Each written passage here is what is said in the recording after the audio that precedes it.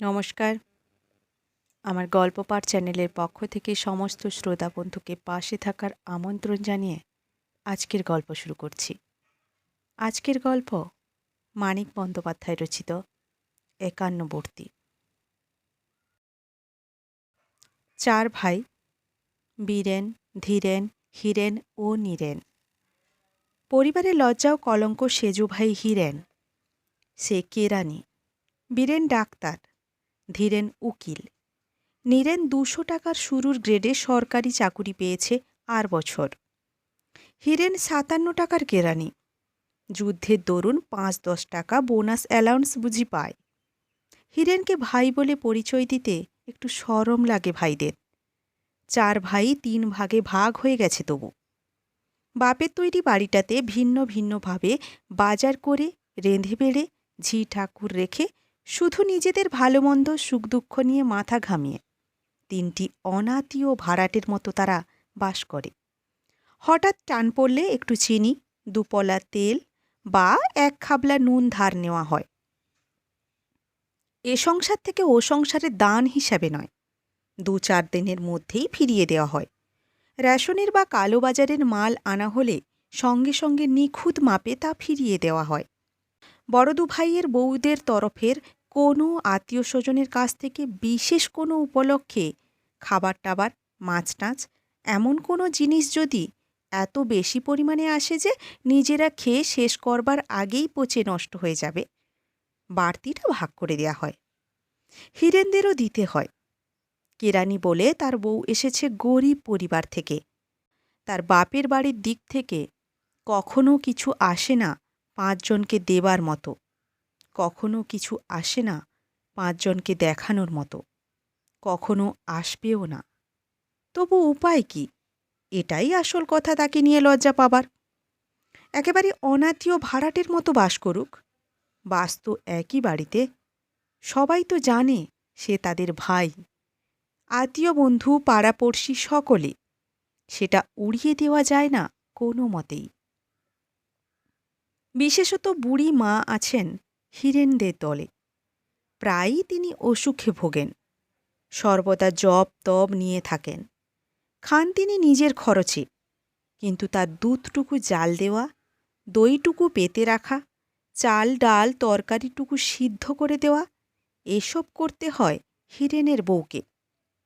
অসুখে বিসুখে ব্রত পার্বণে বাড়তি দরকারে অন্য বউদের ডেকে হুকুম দেন, কিন্তু রোজকার খুঁটিনাটি সেবা গ্রহণ করেন শুধু হীরেনের বউয়ের কাছ থেকে। তার রেশন কার্ডের মাল হীরেন পায়। মাসে 1.5 মণ 2 মণ কয়লার দাম তিনি দেন। ঠিকা ঝির 8 টাকা বেতনের 2 টাকা দেন, আর সাধারণভাবে সংসার খরচের হিসাবে দেন 10 টাকা। হীরেন ছাড়া সব ছেলের কাছে তিনি ভরণ পোষণের মাসিক খরচও নিয়ম মতো আদায় করেন কড়াকড়িভাবে। বীরেনের পসার বেশি, সে দেয় 30 টাকা।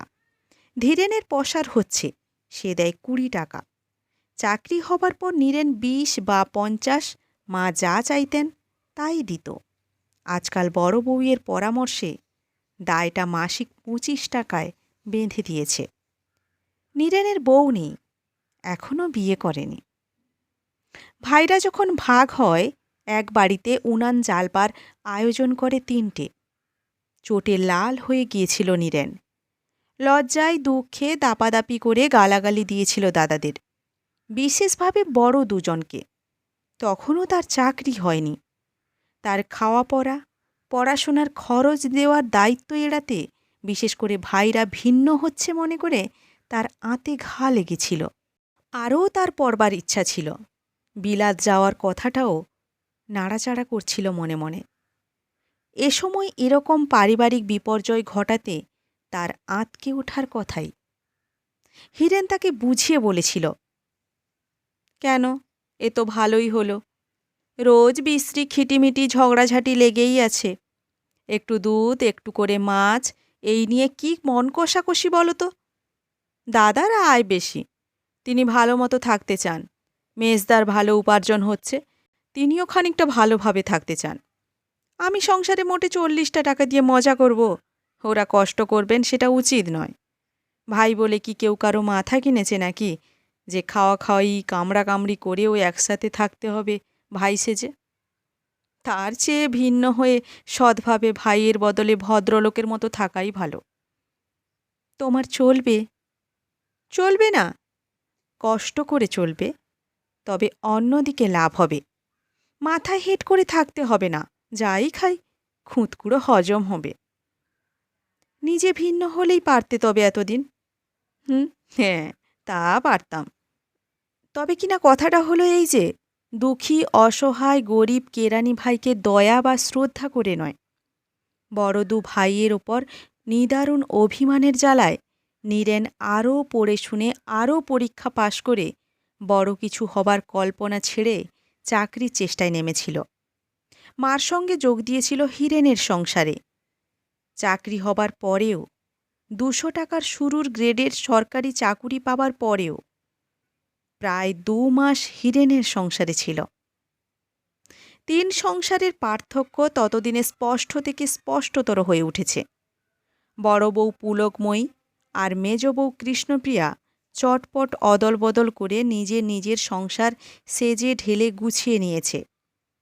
আগেকার সার্বজনীন ভাড়ার ঘরটা ভেঙে চুরে নতুন জানালা দরজা তাক বসিয়ে পুলক করে নিয়েছে ঝকঝকে তকতকে সাজানো গোছানো আলো বাতাস ভরা বড় আধুনিক রান্নাঘর। দেখে বুক ফেটে গেছে কৃষ্ণপ্রিয়ার আফসোসে। সে যদি চেয়ে নিত ভাড়ার ঘরটা রান্নাঘর করার জন্য। উনান টুনান বসানো নতুন তৈরি রান্নাঘরটা পেয়ে সে ভেবেছিল খুব যে তা জিতে গেছে। ভাবতেও পারেনি দিন কয়েক বারান্দায় তোলা উনানে রান্নার কষ্ট সহ্য করে ভাড়ার ঘরটাকে এমন সুন্দর রান্নাঘর করা চলে।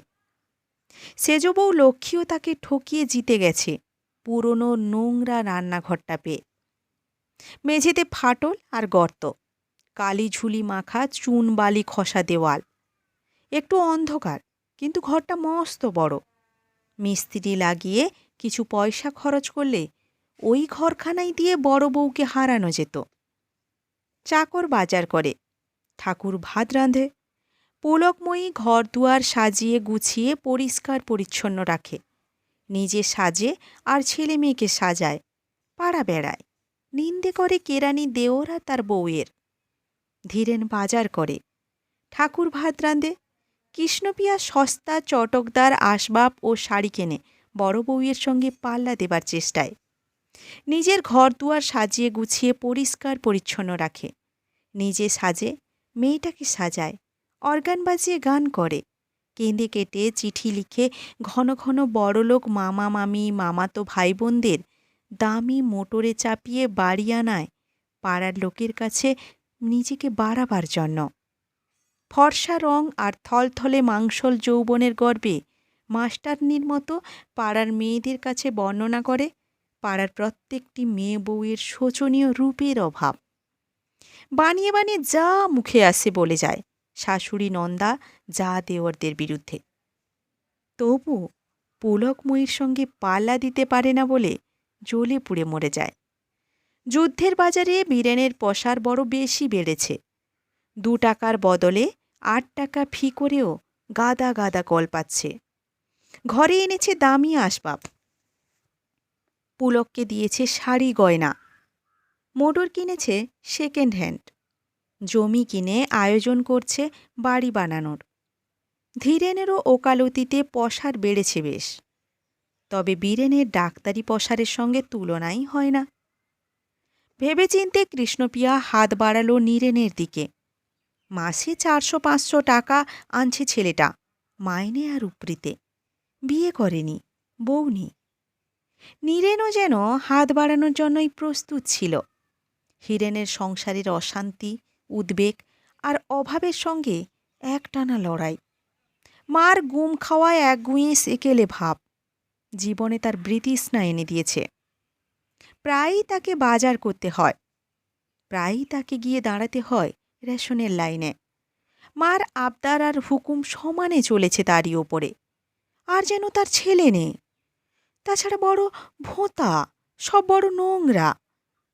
বড় বউ আর মেজ বউয়ের প্রায় 4 বছর পরে বউ হয়ে এসেছে লক্ষ্মী। তার ছেলে মেয়ের সংখ্যা ওদের দুজনের ছেলে মেয়ের সমান।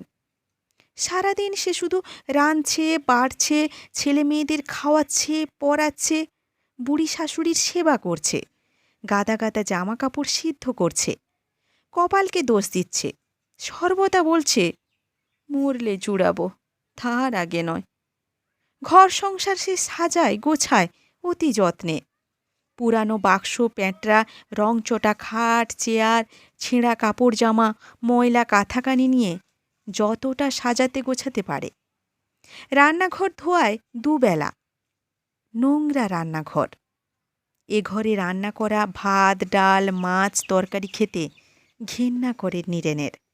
খেতে বসলে আবার প্রায়ই পুলক বা কৃষ্ণপিয়া রান্নাঘর থেকে ভেসে আসে ঘি, মাংস, পেঁয়াজ, এলাচের গন্ধ। ঠাকুরপো, কাল তোমার নেমন্তন্ন, নিজে রেঁধে খাওয়াবো, কৃষ্ণপিয়া বললে একদিন হাসি মুখে। সহজে সে হাসে না, তার দাঁতগুলি খারাপ। এমন অগোছালো কি করে থাকো ঠাকুরপো? ছি ছি, চারিদিকে ঝুল, খাটের নিচে নরক হয়েছে ধুলো জমে। কি ছড়িয়ে ভাড়িয়ে রেখেছো সব? এতগুলো টাকা ঢালছো মাসে, ঘরটা কি কেউ একটু সাফ করে দিতে পারে না তোমার? তখন তখন নিজের ঝিকে নিয়ে ঝুল ঝেড়ে ধুয়ে মুছে সাফ করে কৃষ্ণপিয়া। ঘরটা সাজিয়ে গুছিয়ে দেয়। আগে থেকেই সে ঠিক করে এসেছিল এটা করবে। নীরেন বুঝতে পারে। স্নান করতে যাওয়ার ঠিক আগে এসেছে পরদিন খেতে বলতে। ধুলো ঘেঁটে ঝুল মেখে ঘর সাফ করে সাবান মেখে স্নান করবে। খুশিই হয় নীরেন টের পেয়ে। খাতির পেয়ে অসুখী হবার কি আছে? খেয়ে আরও বেশি খুশি হয় নীরেন।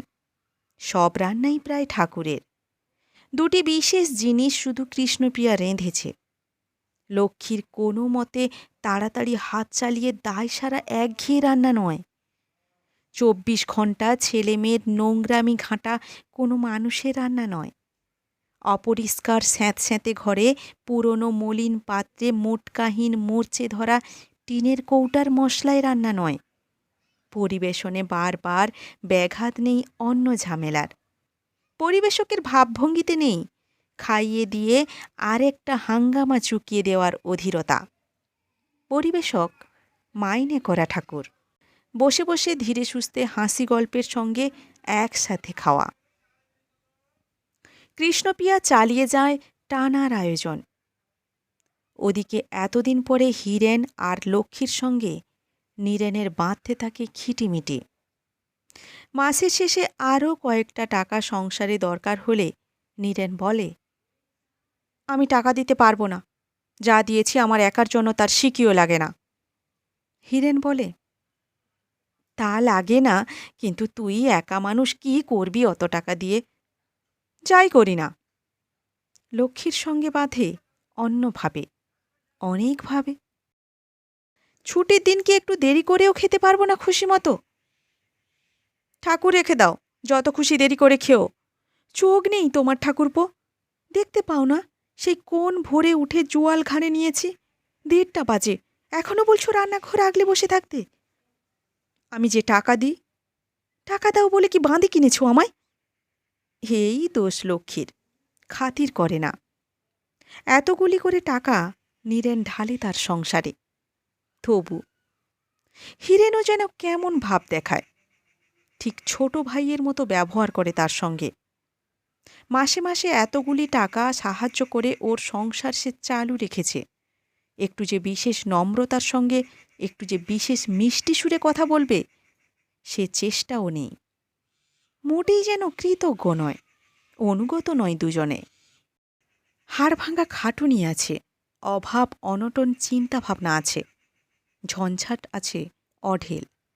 কিন্তু সেই জন্যই তো তাকে বেশি করে খাতির করা উচিত। তার সাহায্য বন্ধ হলে অবস্থা কি দাঁড়াবে ওরা কি ভাবে না? এত ভাবে, এ কথাটা ভাবে না? নীরেন নিজেই আশ্চর্য হয়ে যায় ভেবে। পরের মাসের পয়লা থেকে নীরেন ভিড়ে গেল কৃষ্ণপ্রিয়ার সংসারে। হীরেনকে কিছু কিছু সাহায্য করবার ইচ্ছা ছিল তার। কৃষ্ণপ্রিয়া অকাট্য যুক্তি দেখিয়ে সে ইচ্ছাকে ফাঁসিয়ে দিল।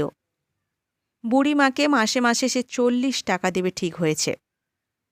বুড়ি কি খাবে ও টাকাটা? হীরেনকেই দেবে। ও 40 টাকা একরকম সে হীরেনকেই দিচ্ছে। সোজাসুজি আরও দেবার কি দরকার আছে কিছু? না সেটা উচিত? ওরা তো যত পাবে ততই নেবে, কিছুতেই কিছু হবে না ওদের। তলে তলে টাকা জমাচ্ছে, বাইরে গরিবানা, বুঝলে না ঠাকুরপো? কৃষ্ণপিয়াকে নিজের জন্য খরচের টাকা দিয়ে প্রতিদানে স্পষ্ট কৃতজ্ঞতা পেয়ে পুলক বোধ করে নিলেন।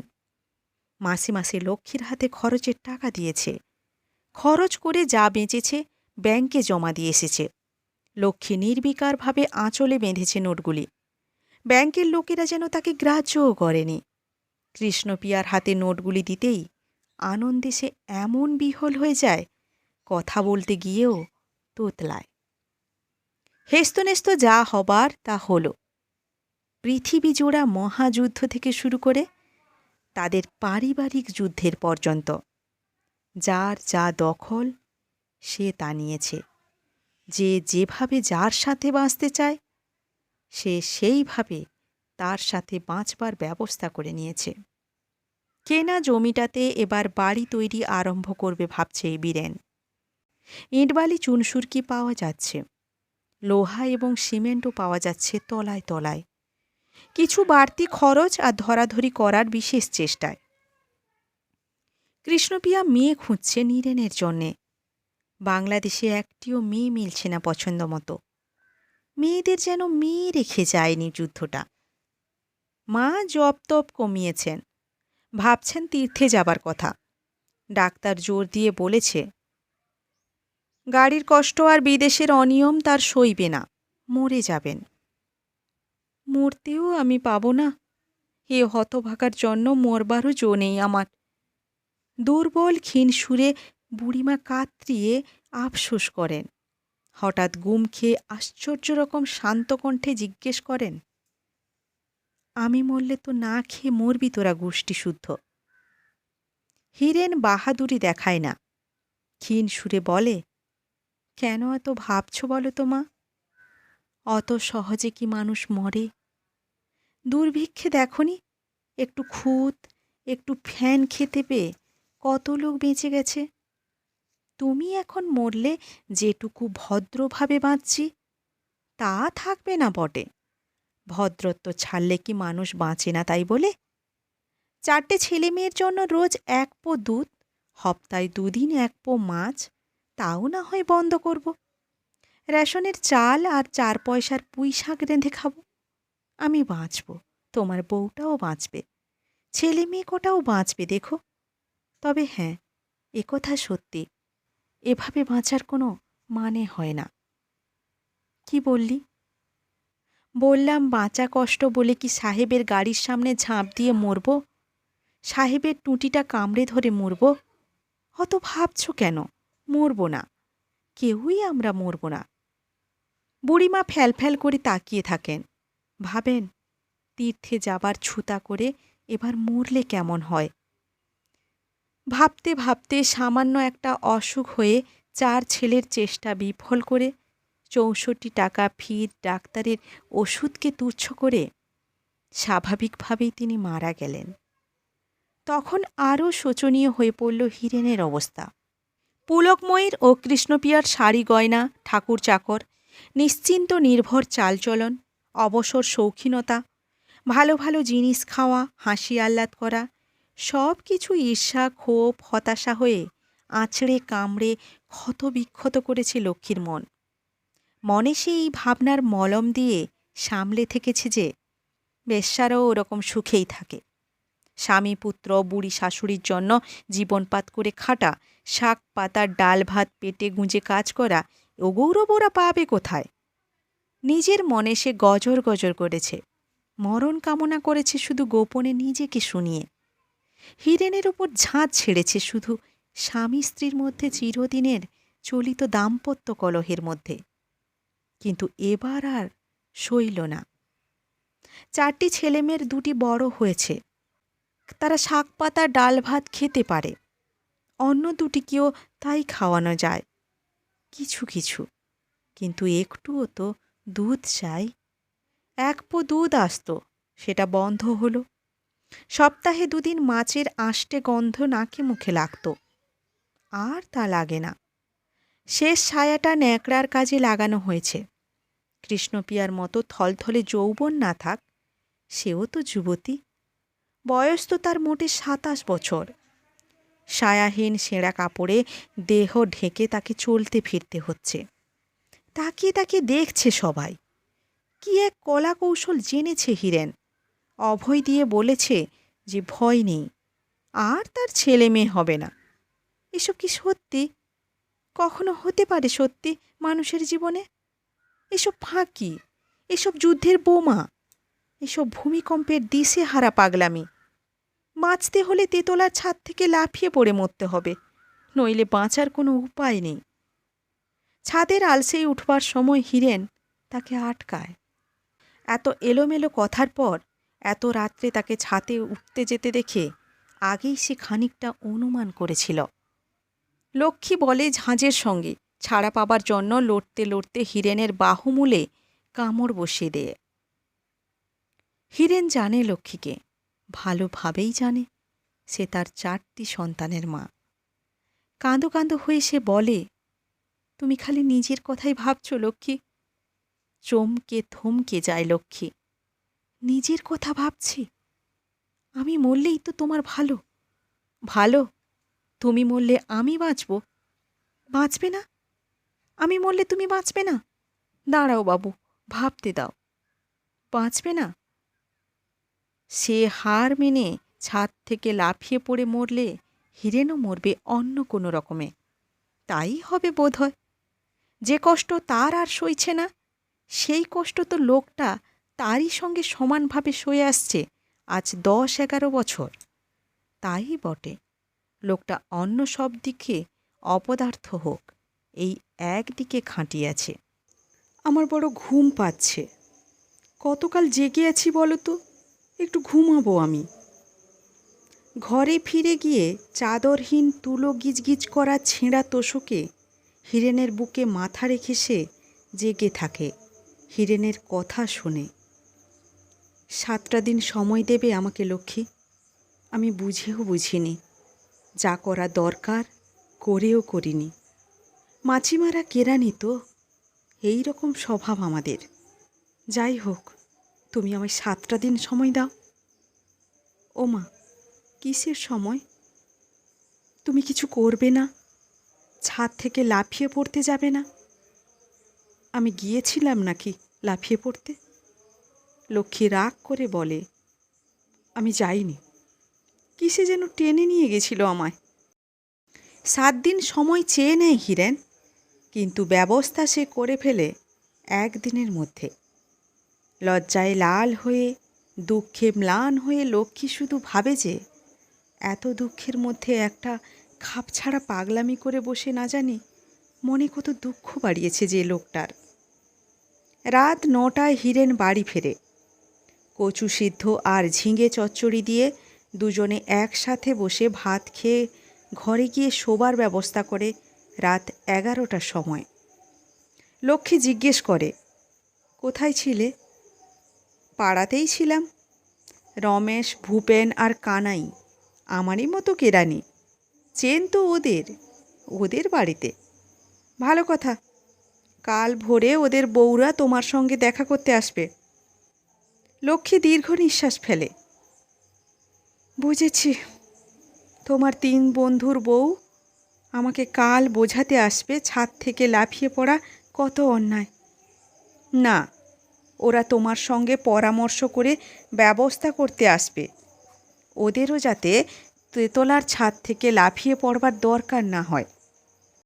মোরগ ডাকা ভরে এলো লতিকা, মাধবী আর অলকা। সঙ্গে এলো 11টি কাচ্চা বাচ্চা, আর বাজারের থলিতে ভরা চাল, ডাল, তরি তরকারি, বোতলে ভরা সর্ষের তেল, ভাঙা টি পটে নুন, বস্তায় ভরা আধমন কি 1.25 মণ কয়লা। কচিদের মাই দিয়ে ছড়া গেয়ে গা চুলকে থাপড়িয়ে ঘুম পাড়িয়ে শুইয়ে রাখা হলো হীরেনের শোবার ঘরে। বাড়তি ছোট খুপচি ঘরখানা সাফ করে রাখা হলো চাল, ডাল, তেল, নুন, তরি তরকারি। লতিকা উনানে আঁচ দিল। হীরেনদের রাত্রের এঁটো বাসন মাজতে গেল কলতলায়। উনানে প্রথমে কেটলিটা চাপিয়ে সেটা নামিয়ে নিয়ে মাধবী চাপালো বড় সসপ্যানটা। আমাদেরই কম পড়তো 1 কেটলি চায়ে, 2 জন ভাগিদার বেড়েছে। তুমি চা খাও তো ভাই লক্ষ্মী? জানি খাও, কে না চা খায়? লক্ষ্মী জিভ কামড়ায়, জোরেই কামড়ায়। ঘুমিয়ে না হয় স্বপ্ন দেখে আবোল তাবোল অনেক কিছু, জেগেও স্বপ্ন দেখবে, কিন্তু কোনো প্রশ্ন সে করে না। দুর্বোধ্য যা তা কথার ব্যাখ্যা শুনে বুঝতে তার ইচ্ছা হয় না। এরা সবাই তার চেনা, আশেপাশে থাকে, তার মতো গরিব কেরানির বউ। চা রুটি খাওয়া থেকে ডাল ভাত খাওয়ার সব ব্যবস্থা এরা নিয়ে এসেছে।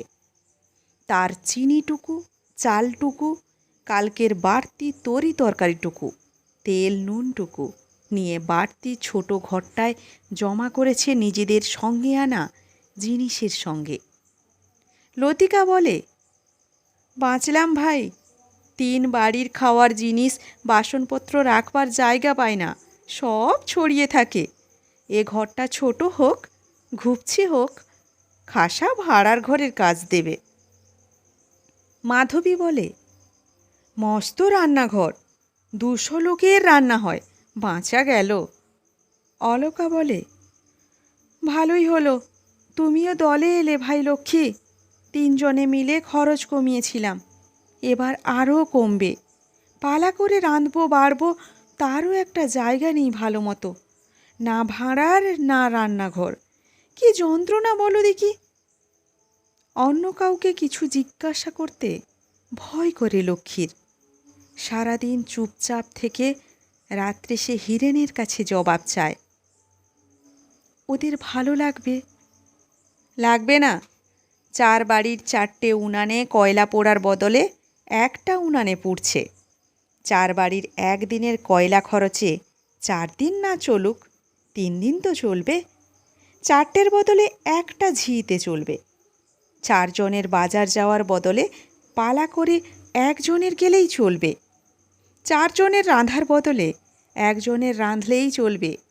4 দিনে 3 দিন ছুটি। এমন তো নয় যে অনেক দূর থেকে চা খেতে ভাত খেতে আসতে হবে কাউকে। 4-5 হাত উঠোন পেরিয়ে রান্নাঘরে গিয়ে চা ভাত খাওয়ার বদলে 10-20 হাত রাস্তা পেরিয়ে এসে খাওয়া, এইটুকু তফাৎ। তার তুলনায় সুবিধা কত। লতিকা আজ রাঁধবে। একা যখন ছিল নিজের বাড়িতে রোজ রাঁধতে হতো। এখন 1 দিন রেঁধে সে 3 দিন ছুটি পায়।